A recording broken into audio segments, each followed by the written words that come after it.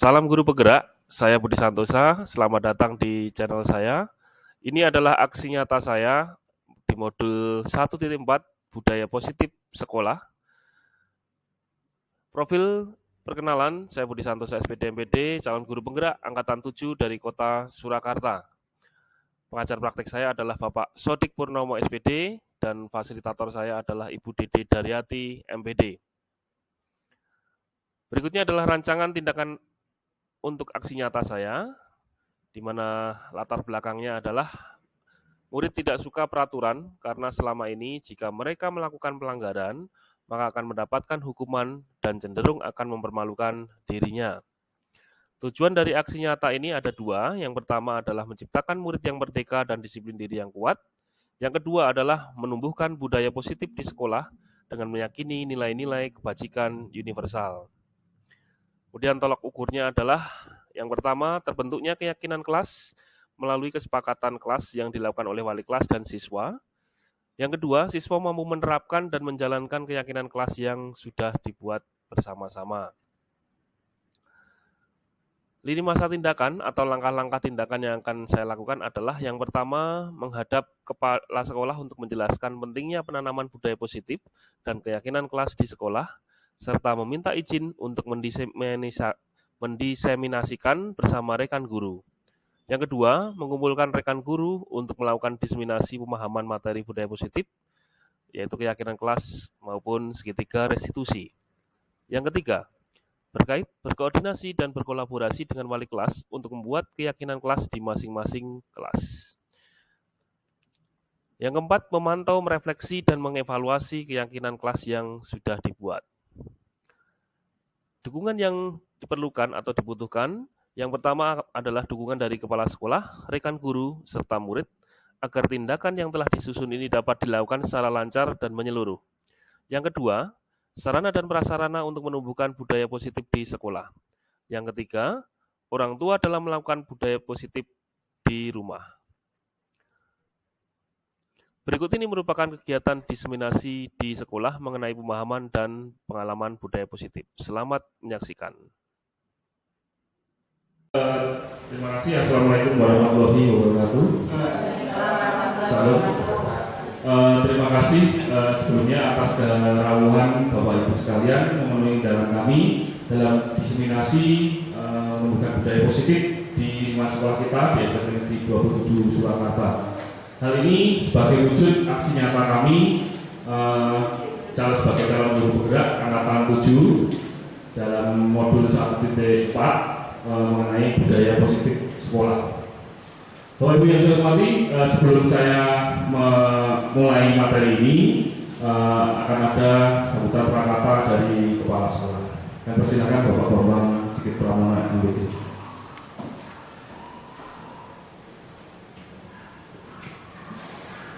Terima kasih. Assalamualaikum warahmatullahi wabarakatuh. Mari kita teriakkan semangat kita. Ya. Selamat siap, Robiska juara. Siap semuanya? Siap. Ya. Selamat siap, Robiska juara. Tepuk tangan kita semua. Terima kasih. Ini contoh budaya positif. Kok budaya positif apa katanya? Bisa membuat kita lebih semangat. Ya, semangat yang semula tadi habis Jumatan yang bapak-bapak sudah capek loyo tapi jadi semangat. Terima kasih. Yang pertama marilah kita tidak lupa panjatkan puja-puji syukur dari Allah Subhanahu wa taala yang mana alhamdulillah kita diberi kesehatan. Siang-siang tetap semangat. Masih semangat semuanya? Masih semangat ya? Oke.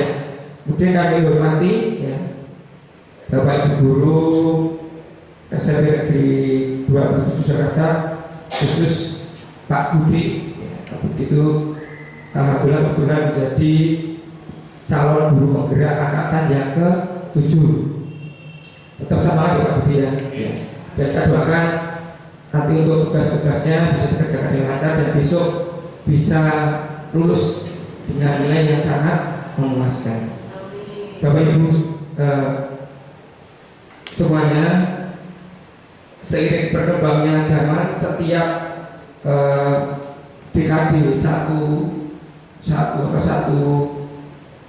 dekade yang disebut lalu biasanya ada perubahan kurikulum. Kebetulan untuk saat ini ya dulu kurikulum 13 ya, sekarang sudah sudah ya istilahnya memasuki kurikulum merdeka.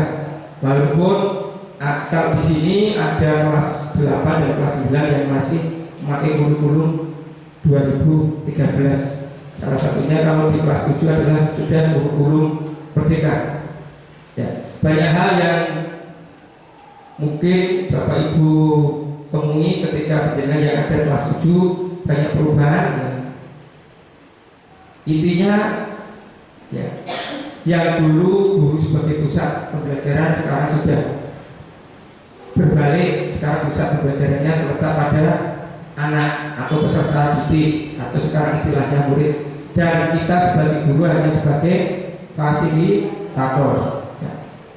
Seperti itu. Di samping itu kemudian pemerintah menggulirkan ada beberapa episode ya, justru untuk perubahan. Salah satunya adalah adanya guru penggerak.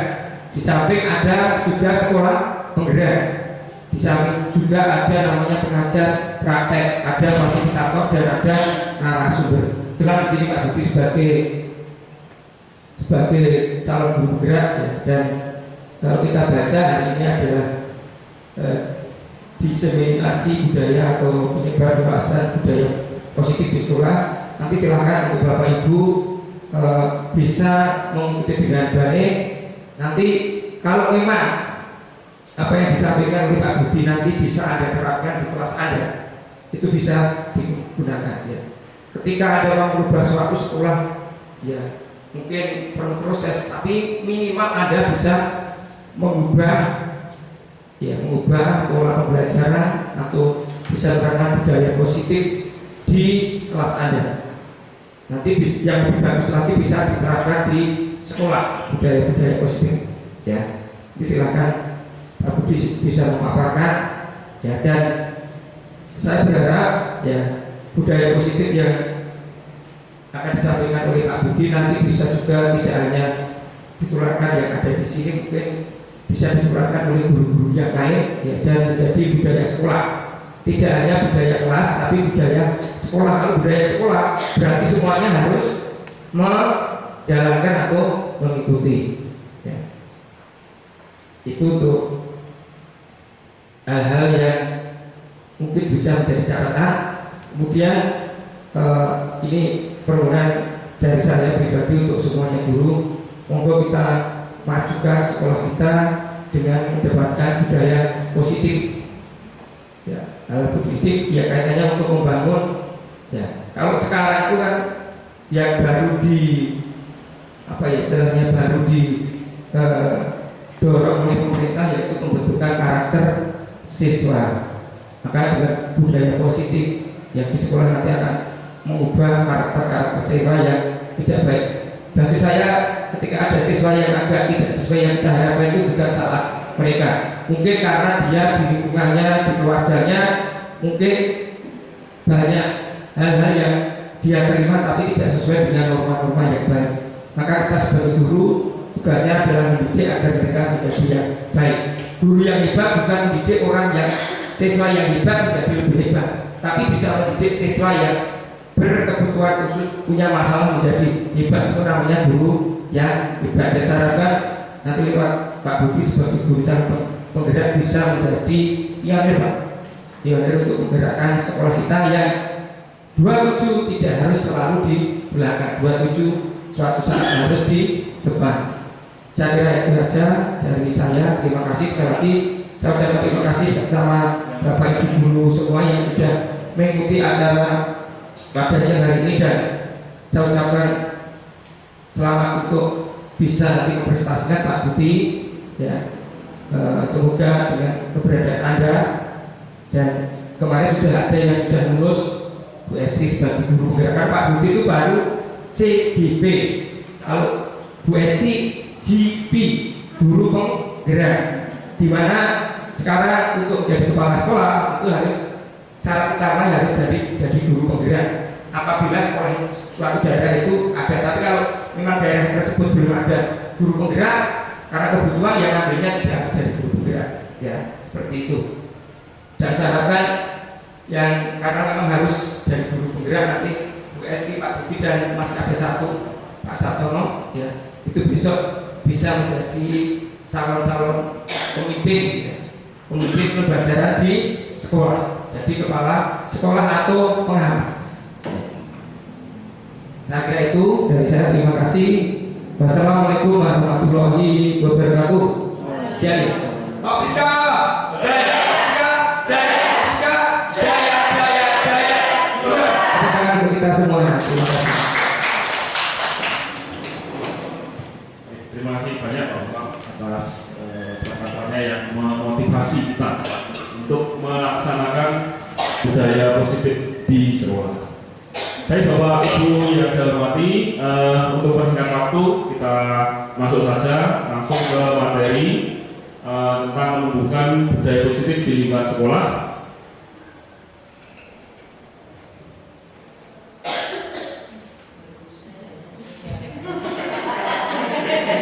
Ya, capaian hasil kita yang kita pelajari pada siang hari ini memang konsep tentang budaya positif yang di dalamnya ini terdapat konsep-konsep paradigma, stimulus respon, dan teori kontrol. 3 teori motivasi perilaku manusia, motivasi internal dan eksternal. Kemudian ada keyakinan kelas. Kemudian ada hukuman dan penghargaan. Kemudian 5 kebutuhan dasar manusia, 5 posisi kontrol guru, dan segitiga restitusi. Kemudian yang kedua, kita menerapkan strategi disiplin positif yang merdeka murid untuk menciptakan ekosistem sekolah yang aman dan berpihak pada murid atau pada anak. Selanjutnya ada pertanyaan pemantik di sini, Bapak. Yang pertama adalah apakah hukuman itu dapat mendisiplinkan anak? Menurut Bu Feni gimana, Bu? Hukuman itu dapat mendisiplinkan anak? Untuk hukuman ya bagi anak yang melanggar tata tertib, mungkin ini bisa membuat anak itu jerah, ya. Sehingga untuk ya untuk selanjutnya bisa disiplin.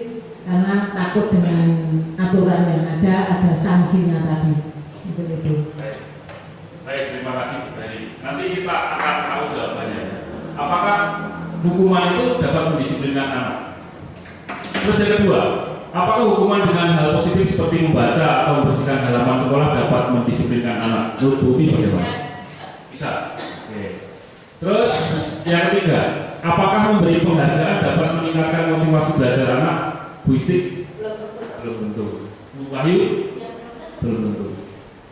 Jawabannya tiga-tiganya ini ternyata tidak. Hukuman itu tidak dapat mendisiplinkan anak.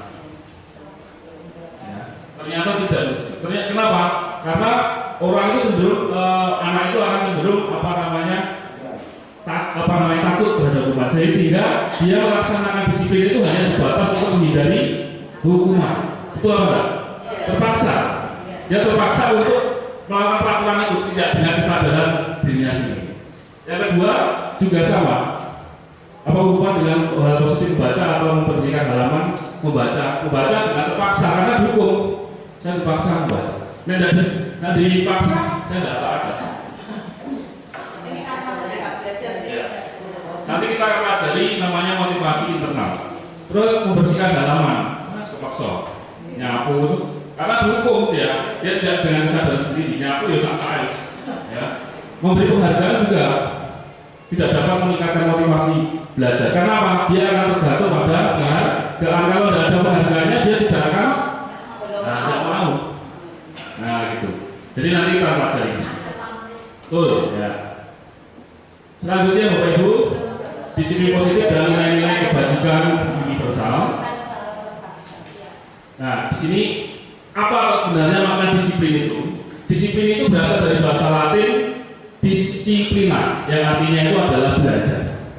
Makna ini berasal dari kata yang berkonotasi dengan disiplin diri dari murid-murid. Ini dari filosof Sokrates dan Plato. Disiplin diri ini membuat orang menggali potensinya menuju sebuah tujuan apa yang dia hargai.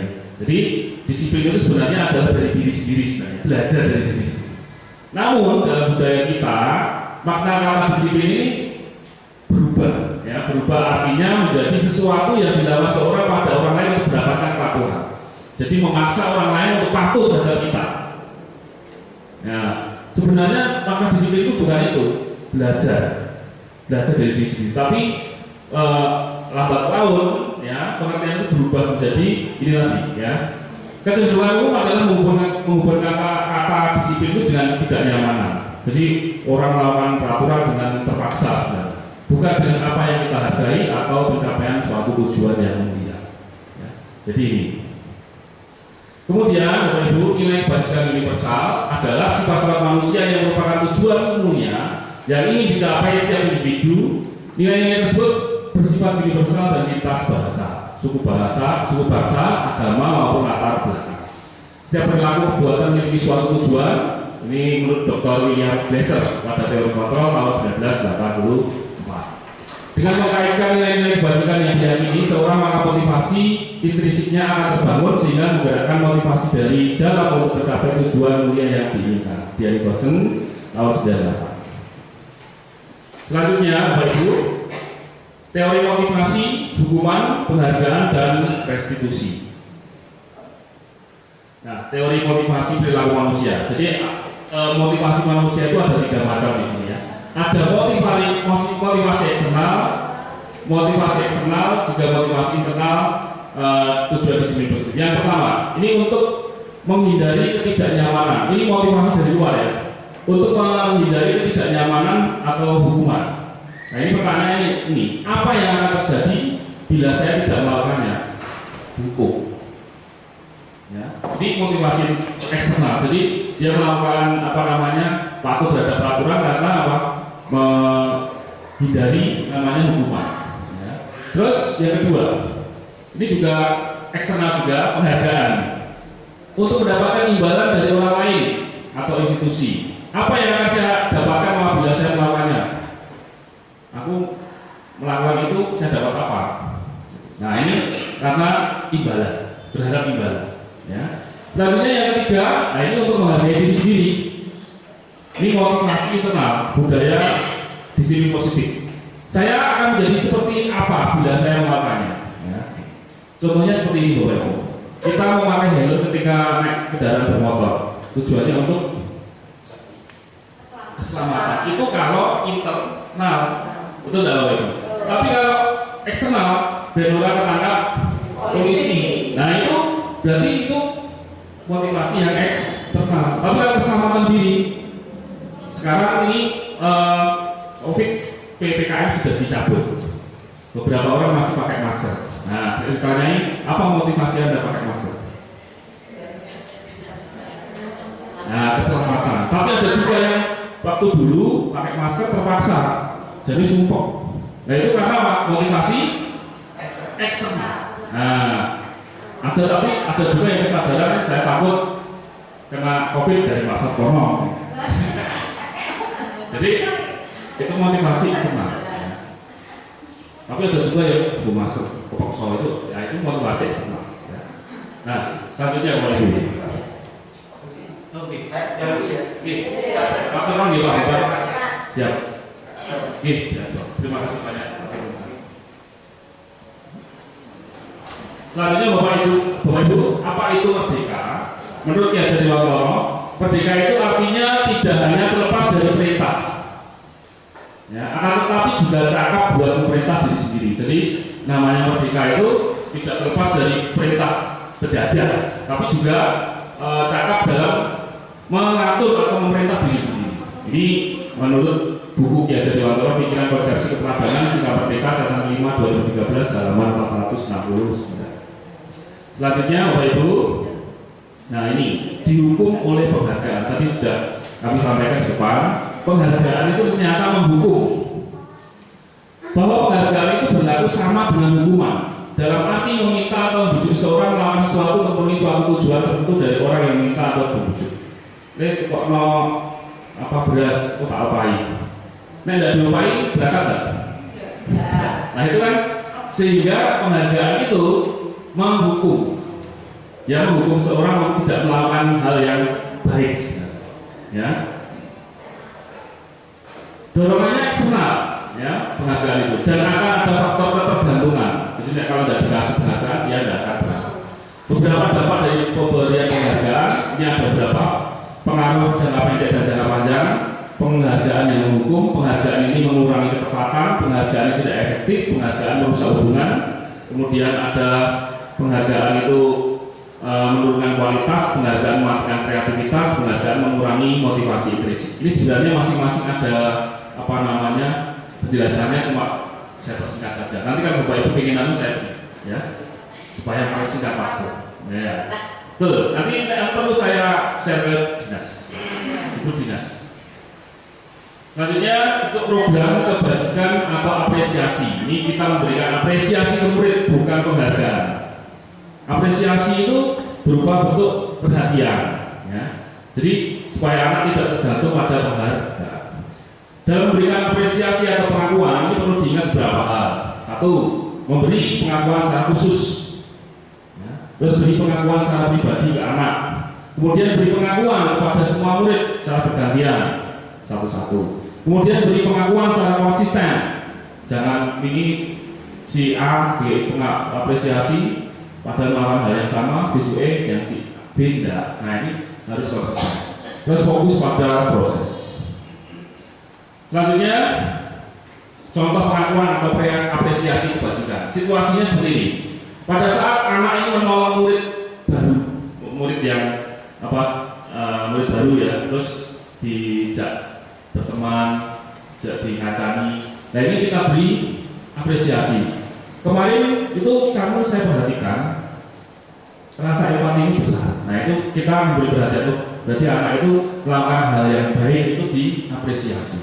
Kemudian yang kedua, pada saat membantu teman-temanmu di tugas kelompok, ya, si anak ini kebetulan dia bisa menguasai materi, dia bantu nih. Membantu teman yang lain. Nah ini diapresiasi. Saya menghargai kepedulianmu pada teman-temanmu. Kemudian misalnya pada saat si anak ini mengungut kertas-kertas yang berserakan di lantai, dia ngambil meskipun bukan sampahnya.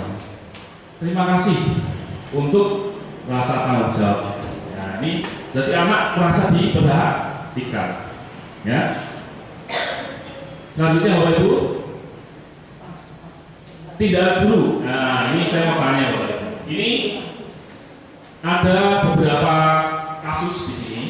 Ini masuk hukuman atau konsekuensi, ya. Coba dijawab dulu Pak Padi ya. Nomor pertama, mencatat 100 kali di dalam buku kalimat, saya tidak akan terlambat lagi karena terlambat ke sekolah. Hukuman atau konsekuensi itu Pak Padi? Mencatat. Hukuman ya. Oke. Terus betul Pak Padi. Hukuman. Yang kedua, lari mengelilingi lapangan basket 2 kali karena terlambat tadi di sekolah. Jadi telat terus disuruh lari. Pak Faisal, hukuman atau konsekuensi? Lari mengelilingi lapangan basket karena terlambat sekolah. Hukuman. Betul. Terus yang ketiga, murid diminta untuk push up 15 kali karena tidak menggunakan masker ke sekolah. Bu Ratih, hukuman. Betul. Menggantikan kertas tugas teman yang telah dicoret-coret, Bu Dias, konsekuensi. Betul. Membersihkan tumpahan air di meja tulis karena tersenggol pada saat belajar, Pak Romi, konsekuensi. Betul. Murid disuruh untuk mengenakan sepatu seharian di sekolah karena tidak mengenakan sepatu hitam, Pak Dedi, hukuman atau konsekuensi Pak? Murid disuruh mengenakan sepatu seharian, tidak ini ya? Iya, salah maaf. Murid disuruh tidak mengenakan sepatu seharian, jadi istilahnya telanjang kaki ya, karena tidak menggunakan sepatu hitam. Hukuman. Terus lari mengelilingi lapangan basket 2 kali karena terlambat 10 menit di pelajaran olahraga atau JOK. Bu Rahim, hukuman atau konsekuensi? Konsekuensi. sudah tahu berarti apa itu hukuman, apa itu konsekuensi. Hukuman itu intinya apa kesimpulannya? Hukuman itu berarti apa? Sanksi yang tidak ada hubungannya ya, tidak ada hubungannya, tidak ada sebab akibat. Itu namanya hukuman. Tapi kalau konsekuensi ada sebab akibat. Contohnya mengganti kertas tugas semuanya telah dicoret-coret. Ya belajar bertanggung jawab. Nah, ya konsekuensinya harus jelas. Terus bersihkan tumpang di meja tulis karena tersinggol. Nah, dia sendiri yang konsekuensinya ya. Contohnya ya konsekuensi lari mengelilingi lapangan basket karena terlambat. Nah, dia pas olahraga sisa pemanasan. Yang lain sudah pemanasan dia terlambat. Ya. Nah, yang lain adalah hukuman karena tidak ada hubungannya. Nah, selanjutnya apa itu? Nah, perbedaan hukuman dan konsekuensi ini. Ya. Hukuman itu sesuatu yang menyakitkan harus terjadi. Tapi kalau konsekuensi sesuatu harus terjadi. Tadi ya, saya kok telah kebisan alasannya gara-gara misalnya bahan bocor pernah nulis satu gitu, jatuhnya menyakitkan. Ya. Tapi tadi melupakan itu kan karena sebab akibat. Terus membuat anak itu sakit fisik dan anak sakit ya, fisik maupun hati untuk jangka waktu yang lama, dendam dan sebagainya. Termasuk kita mengatai secara verbal pun dalam makna membekas. So teknologi aku jadi salah dulu itu pasar banget kalau pak gurunya guru itu membekas.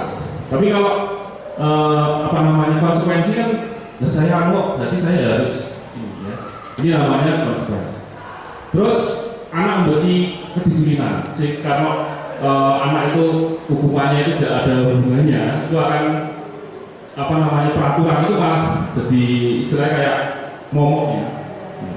Jadi malas untuk kesannya malah nanti banyak pelanggaran. Kemudian bersifat memaksa, ya. Terus mendorong anak menyakiti diri sendiri, konsep diri yang buruk, anak belajar untuk menyembunyikan kesalahan, ya. Jadi misalnya dia berbuat salah malah dia ngapusi, berbohong dan sebagainya. Terus marah, rasa bersalah, bermalukan, merasa tidak dihargai. Konsekuensi, ya, anak menghargai disiplin, stimulus tanggapan, mendorong anak agar mudah menyesuaikan diri, konsep diri yang baik, anak belajar untuk memenuhi peraturan dan sebagainya. Ya. Selanjutnya, apa itu restitusi? Ya. Nah, restitusi ini adalah proses menciptakan kondisi bagi murid untuk memperbaiki kesalahan mereka. Jadi anak salah, memberikan tawaran solusi itu bagaimana? Nah, kemarin saya mencoba untuk membuat segitiga restitusi ini kepada anak siapa yang warna tembok itu menanyakan solusimu tembok ini seperti apa. Nah, dia mau mengecat, ya, nanti akan saya beri sedikit videonya sehingga mereka bisa kembali pada kelompok mereka dengan karakter yang lebih kuat. Restitusi juga merupakan proses kolaboratif yang mengajarkan murid untuk mencari solusi untuk masalah mereka dan membantu murid berpikir tentang orang seperti apa yang mereka ingin menjadi, ya, atau tujuan mulia dan bagaimana mereka harus memperlakukan orang lain. Ini Gosen Ambon. Selanjutnya, ini keyakinan kelas. Mengapa kok keyakinan kelas tidak peraturan saja? Mengapa kita memiliki peraturan harus menggunakan helm bila mengendarai kendaraan roda 2 tadi ya, supaya selamat. Ya. Yang kedua, mengapa kita memiliki peraturan 3M, menggunakan masker, mencuci tangan, jaga jarak, karena untuk keselamatan. Ya. Mengapa kita memiliki peraturan harus datang tepat waktu pada saat mengikuti pelatihan? Ya, supaya tidak ketinggalan materinya ya. Kalau itu materi motivasi internal, ya. Kalau motivasi eksternal, datang pelatihan harus datang tepat waktu, nek telat, wah kewuh. Nah, nek kewuh itu berarti motivasi eksternal, ya. Untuk mendukung motivasi internal atau intrinsik, kembali ke nilai-nilai atau keyakinan yang lebih menggerakkan seseorang dibanding mengikuti serangkaian peraturan-peraturan. Nah, Mengapa kita lebih menekankan tidak peraturan Bapak Ibu? Kita membuat masing-masing di kelas itu membuat namanya keyakinan kelas. Yang membuat siapa? Yang membuat siapa Bapak Ibu? Siswa sendiri. Yang membuat siswa sendiri. Saya kemarin sudah mempraktekkan, anak-anak saya minta membuat istilahnya kayak kelas impian. Yang kamu inginkan di kelas ini yang nyaman itu bagaimana? Oh ini Pak, kelas yang bersih, kelas yang menghargai sesama, tidak ada perundungan bully, tidak mengejek. Ada yang tidak mengejek Pak karena bapakku sering di sini. Nah itu kan bullying juga itu. Nah ini menginginkan mereka. Nah mereka tulis di sebuah kertas didapatkan. Nah kemudian saya rekap ya, menjadi keyakinan kelas. Nanti akan saya mintakan data ke siswa, terus ditaruh di kelas. Ya ini saya buat 3 kelas yang saya ajar 7A, 7B, 7C. Ya nanti tidak bisa saya buatkan kelas 7B, E, F, tidak apa-apa. Ya tidak apa. Ya. Nah, bisa nanti kelas dapat juga buat lagi kelas 9 semuanya ada. Ya, lebih bagus ya. Nanti semua tantangan. Nah, ketika anak melakukan pelanggaran, nah kemarin kamu membuat keyakinan kelas. Yang buat adalah kamu sendiri. Berarti kamu melanggarnya. Ya. Nah, solusinya bagaimana? Nah, itu kembalikan ke keyakinan kelas. Oke. Nah, kita lanjutkan. Nah ini dari peraturan kelas ini lebih luas lagi ke keyakinan kelas ya. Kita ke keyakinan kelas dulu. Peraturan itu karena apa? Bersifat apa namanya lebih ditakuti ya. Peraturan kalau tertib sekolah itu kayak kaku ya. Tapi kalau keyakinan kelas ini lebih fleksibel ya, fleksibel dan dari murid sendiri yang buat. Kalau tertib sekolah yang buat dari sekolah. Ya, buat sama enggak apa-apa. Itu karena kesimpulan, ya. Terus lingkungan positif dan akhirnya di sekolah nanti akan muncul namanya budaya positif sekolah. Ya, dari keyakinan ini kemudian menjadi lingkungan positif berubah menjadi kebiasaan, ya, kebiasaan yang baik atau budaya positif yang diletakkan di lingkungan sekolah. Selanjutnya, nah ini Bapak-Ibu. Peraturan dan keyakinan kelas. Peraturannya saya selalu kembalikan buku ke tempatnya. Keyakinan kelasnya apa Bapak-Ibu?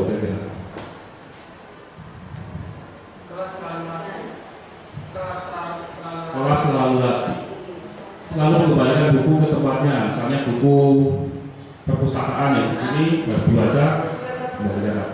Bertanggung jawab ya, bertanggung jawab. Silakan mengganggu orang lain. Keyakinan kelasnya apa? Lagi pelajaran dan ini menghormati orang lain ya. Terus hadir di sekolah 15 menit sebelum belajar dimulai juga menghormati dan sebagainya. Ini jawabannya ini Bapak Ibu ya. Lalu buku itu tanggung jawab ya, kelasnya bertanggung jawab, menghormati orang lain, berkomitmen, keselamatan, kesehatan, bersabar ya, dan sebagainya ya. Ini bentuk dari keyakinan kelas. Selanjutnya kebutuhan dasar manusia. Kenapa anak itu cenderung melakukan pelanggaran? Kenapa anak cenderung melakukan pelanggaran itu karena secara universal, ya secara umum itu ada 5 kebutuhan dasar manusia. Ya, ini ada 5. Yang pertama adalah untuk bertahan hidup. Selanjutnya yang kedua kasih sayang dan rasa diterima. Jadi butuh perhatian. Kadang anak itu istilahnya bocek dewe, kilometer itu karena kadang mencari perhatian atau caper ya. Terus membutuhkan kesenangan, membutuhkan kebebasan, dan terakhir adalah kekuasaan. Ini 5 konsep dasar kebutuhan manusia. Selanjutnya 5 posisi kontrol. Nah ini guru ya. Guru itu ada 5 jenis tipe ya, tipe yang dilakukan oleh guru. Kalau saya itu cenderung gurunya ya, pembuat rasa bersalah, terus penghukum, kemudian memantau. Ya.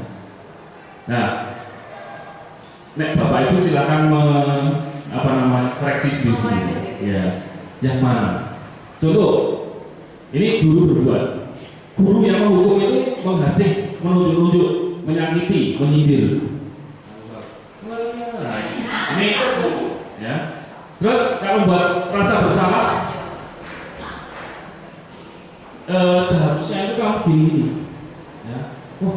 Bapak kecewa sama kamu. Nah ini buat rasa kecewa sama kamu. Nah ini membuat rasa. Berarti apa? Jadi terus teman membuat aturan-aturan untuk muridnya. Ya, contohnya, ayo toh lakukan demi ibu. Ya, masa kamu tidak mau? Ya, ingat tidak, ibu pernah bantu kamu. Nah ini sebagai teman, guru sebagai teman. Terus kalau mau menghitung dan mengukur, kamu tahu nggak peraturannya apa? Ya. Terus menyesuaikan diri bila diawasi. Terus murid melakukan guru peraturan meletakkan guru peraturan dan hukum di dunia yang berkualitas. Terus berapa banyak bintang yang harus diperoleh, ya, dan sebagainya. Nah, kalau yang ideal itu adalah posisi manajer. Ya, manajer ini menghargai diri sendiri, belajar mengajak anak untuk menghargai diri sendiri. Ini mengajukan pertanyaan-pertanyaan. Terus apa yang kita yakini, kelas apa yang sudah kita yakini, apa yang bisa kau kerjakan untuk memperbaiki masalah ini. Terus menguatkan pribadi, murid meletakkan dirinya sebagai individu yang positif dalam dunia yang berkualitas. Bagaimana caranya saya bisa memperbaiki keadaan, mengevaluasi diri, bagaimana cara memperbaiki diri. Nah, pertanyaan-pertanyaannya ada di sini, Bapak Ibu. Ya. Pernyataan ya. Saya kecewa sekali dengan kamu. Nah ini guru yang membuat rasa bersalah. Kamu tidak pernah benar melakukannya. Berharap kau benar, ya. Mengerjakan tidak pernah benar. Nah ini penghukum. Businya terus, ya. Terus ini, ayo lakukan demi ibu atau demi bapak. Ya kamu bisa. Nah ini bagaimana? Terus apakah kamu mau mendapatkan stiker bintang hari ini? Nah, misalnya melakukan prestasi berpenghargaan, memantau. Terus bagaimana kamu bisa menyelesaikan masalah ini, manajer? Kamu ini selalu mengumpulkan yang terakhir. Nah ini penghukum. Ya.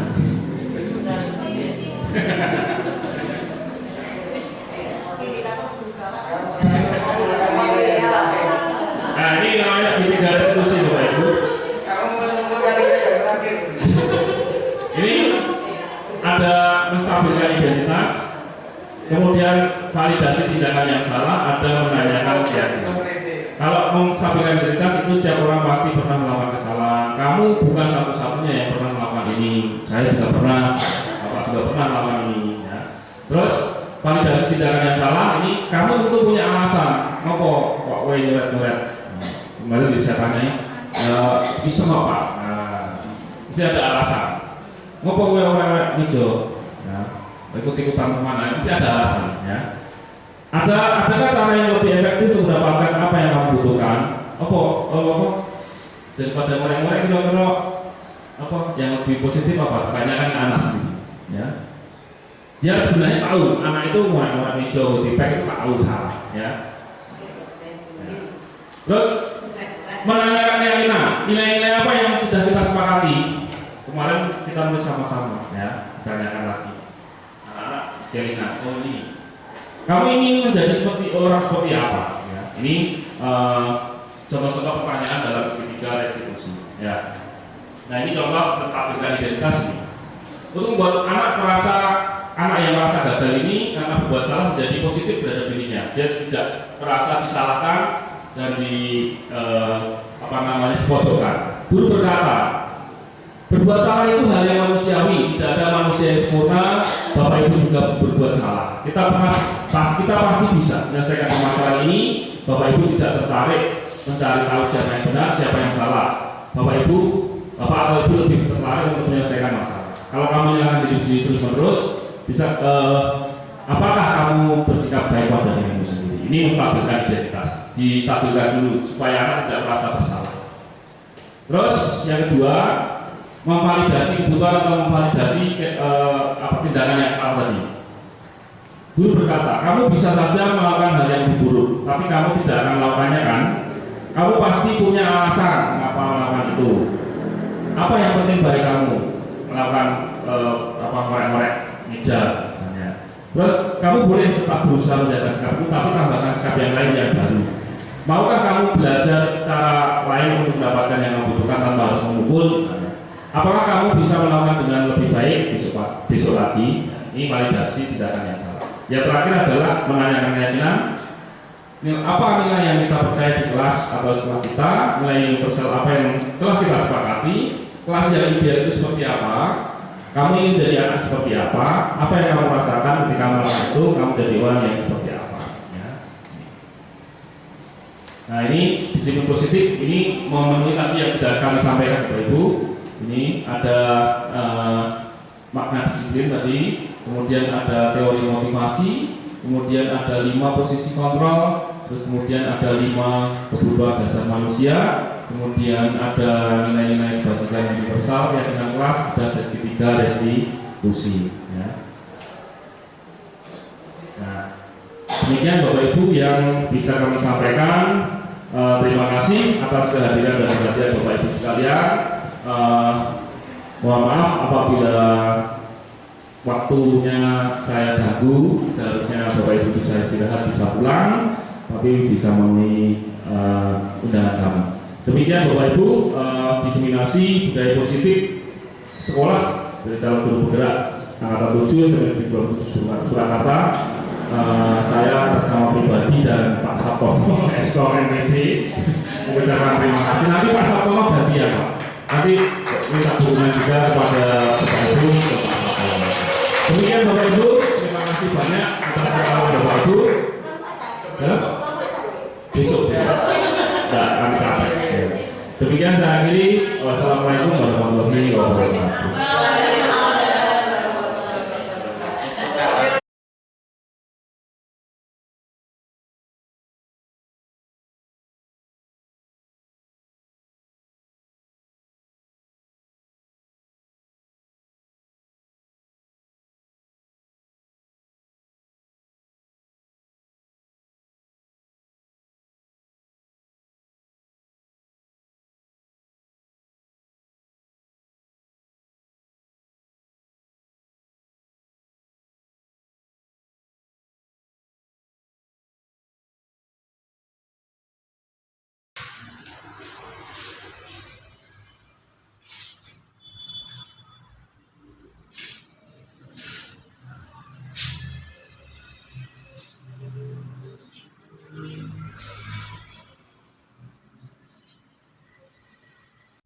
Halo Tristan, sudah sarapan belum? Belum. Oh belum. Ya.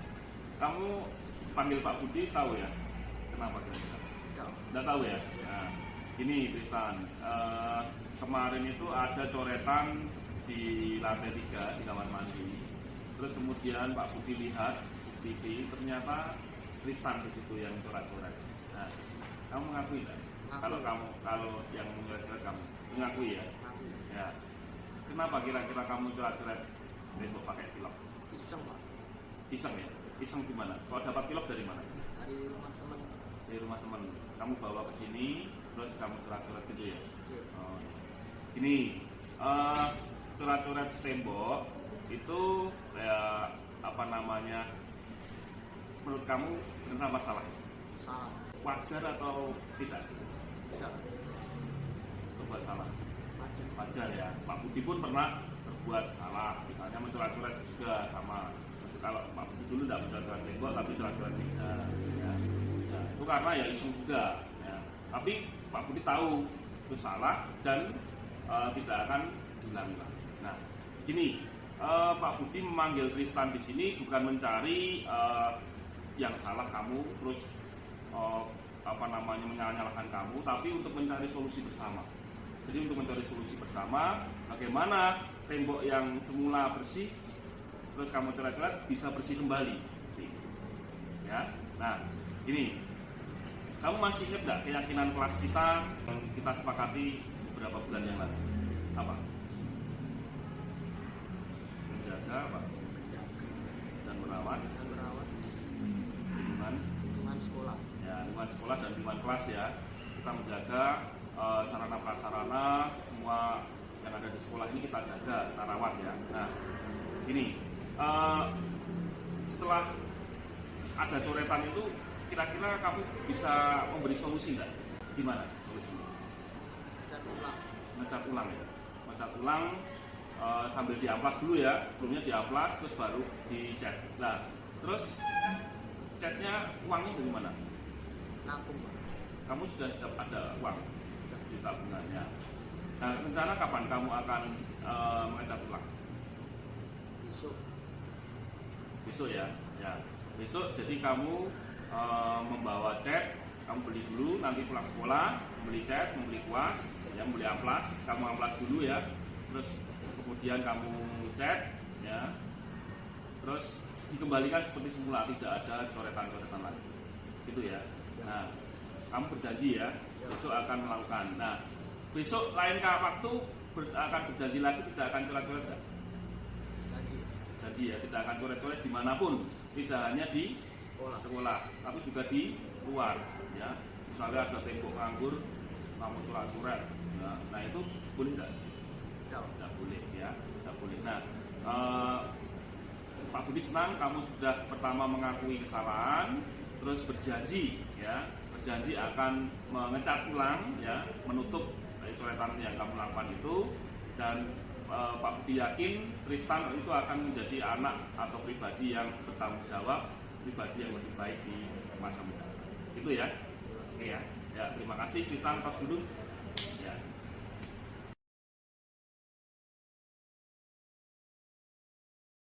Selamat pagi, saya Tristan dari kelas 9B. Saya berterima kasih pada Pak Budi bisa menyelesaikan masalah saya melalui segitiga retribusi. Terima kasih.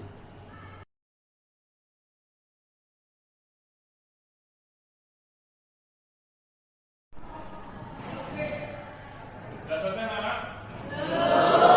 Oke, 1 menit lagi ya.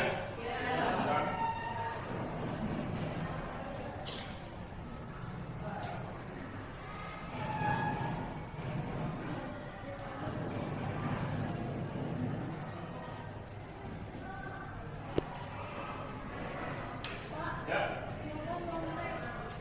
Oh iya, nanti ya, udah habis. Silakan dikumpulkan.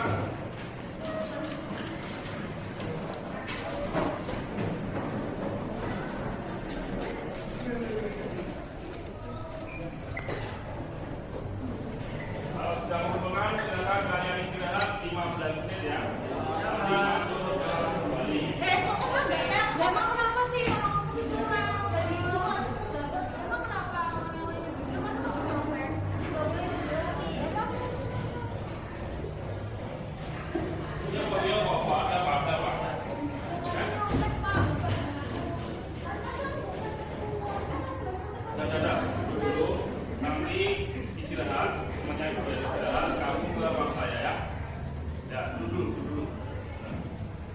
Ya, selamat siang, Letsi dan Milka ya. Ya, Letsi dan Milka tahu Pak Budi mengundang kalian ke sini. Kenapa kira-kira? Ya. Yang menyontek siapa tadi? Milka. Kenapa Milka menyontek? Nggak belajar. Lah kegiatanmu di rumah apa? Ada main HP. Kamu tahu itu salah? Salah ya. Berarti kewajibannya kalau ada penilaian harian itu harusnya apa? Belajar. Ya, tidak main HP. Harus ada persiapan ya. Tujuannya supaya kamu menguasai materi dan kamu tidak menyontek, ya, tidak melakukan pelanggaran. Nah, saat ini kalian berdua melanggar keyakinan kelas yang kita sepakati bersama. Ya. Apa saja? Menghargai teman. Tanggung jawab. Ya. Kalian berkelahi. Ya. Berkelahi tadi kenapa toh? Nah,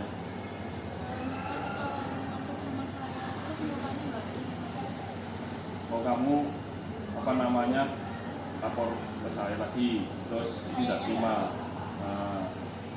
terus berkelahi tadi ya, kelas ya. Nah itu melanggar keyakinan kelas yang kita sepakati. Kita kan sudah sepakat menghargai teman, ya, apapun kondisinya, ya, tidak boleh berkelahi. Kamu juga ketika ulangan ya harusnya belajar terlebih dahulu, ya. Nah di sini Pak Budi tidak mencari Milka atau Reci yang salah atau yang benar, tapi kita akan mencari solusi, ya. Kita akan mencari solusi untuk penyelesaian masalah ini, ya. Nah, kalian tadi sudah menyampaikan keyakinan kelas kita, tadi menghargai teman, jujur, bertanggung jawab. Nah, solusi di sini Pak Budi tidak mencari Milka atau Reci yang salah atau yang benar, tapi kita akan mencari solusi, ya. Kita akan mencari solusi untuk penyelesaian masalah ini, ya. Nah, kalian tadi sudah menyampaikan keyakinan kelas kita, tadi menghargai teman, jujur, bertanggung jawab. Nah, solusi apa yang akan kalian lakukan setelah ini? Tidak bertengkar, damai ya, damai, dan si Milka berjanji tidak akan mencontek lagi. Sebelum penilaian harian harus belajar, ya. Itu harus kita yakini, ya. Itu kita terapkan sampai di masa-masa mendatang, ya, gitu. Nah, mulai kapan kalian akan berjanji untuk menyepakati ini dan tidak akan mengulang lagi?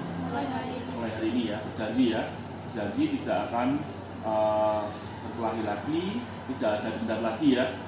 Coba, Milka masih dendam dengan Reci dilaporkan tadi?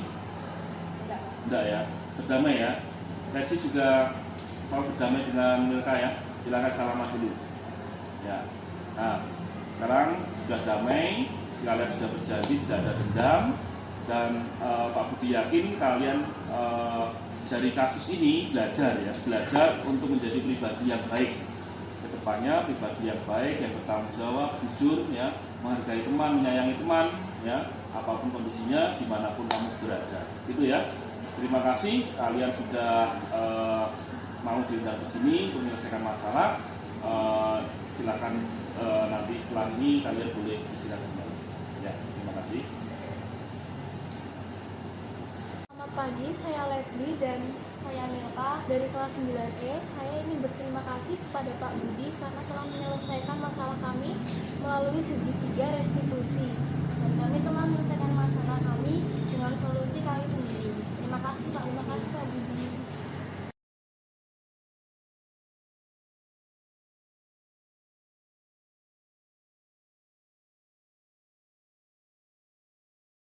Assalamualaikum warahmatullahi wabarakatuh. Perkenalkan, saya Rominto Sadi. Saya adalah rekan kerja dari Bapak Budi Santoso SPD MPD.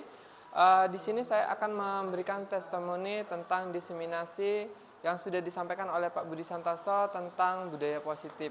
Ketika Pak Budi menyampaikan, itu sudah sangat bagus sekali penyampaiannya, sehingga saya sudah belajar dan berusaha untuk menerapkan apa yang sudah disampaikan oleh Pak Budi Santoso SPD MPD ini. Nah, yang saya terapkan adalah mengenai antara hukuman dan konsekuensi.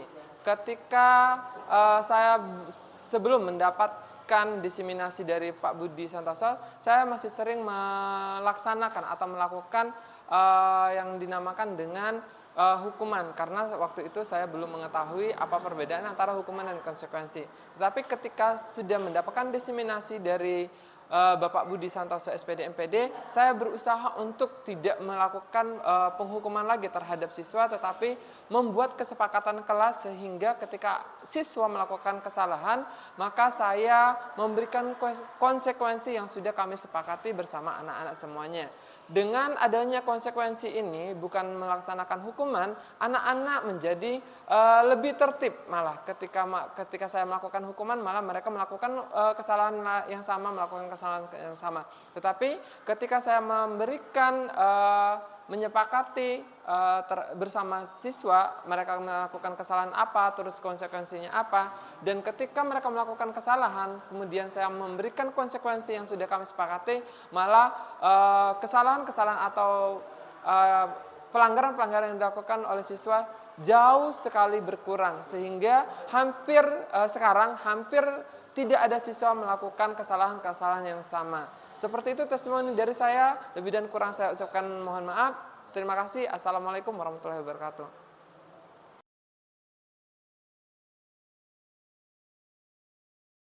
Assalamualaikum warahmatullahi wabarakatuh. Saya pribadi sebagai kepala sekolah di SMP Negeri 27 Surakarta menyampaikan terima kasih kepada Pak Budi yang kemarin sudah mendiseminasikan budaya positif. Kemarin saya mengikuti dari awal sampai selesai dan saya melihat kemudian mencermati apa-apa yang disampaikan Pak Budi kaitannya dengan budaya positif sangat baik sekali, dan saya berharap kemarin juga saya sampaikan kepada teman-teman guru yang lain untuk bisa dijadikan contoh menjadi budaya di SMP 27 Surakarta. Dan saya juga pesan sama Pak Budi tolong untuk hal-hal yang seperti kemarin diungkapkan itu bisa lebih istilahnya diluaskan lagi, bisa diperdalam lagi, sehingga dengan demikian budaya positif di SMP 27 akan semakin baik. Kemarin sudah baik, kedepannya akan semakin baik. Di sini butuh figur-figur seperti Pak Budi, Pak Budi yang dia juga sebagai calon guru penggerak yang ternyata keberadaannya bisa menggerakkan aspek-aspek positif yang ada di sekolah ini, dan sedikit-sedikit bisa menghilangkan hal-hal yang negatif yang mungkin dulu ketika budaya-budaya positif belum disampaikan Pak Budi itu memang sedikit-sedikit ada, tapi dengan adanya kemarin diseminasi dari Pak Budi yang hal-hal yang kecil-kecil yang negatif-negatif nanti bisa hilang seperti itu. Sekali lagi saya mendukung sekali, terima kasih pada Pak Budi yang sudah menyampaikan untuk teman-temannya. Saya berharap kedepannya Pak Budi bisa menjadi sosok figur yang bisa selalu mendorong teman-teman untuk melakukan budaya-budaya positif. Terima kasih dari saya. Cukup sekian.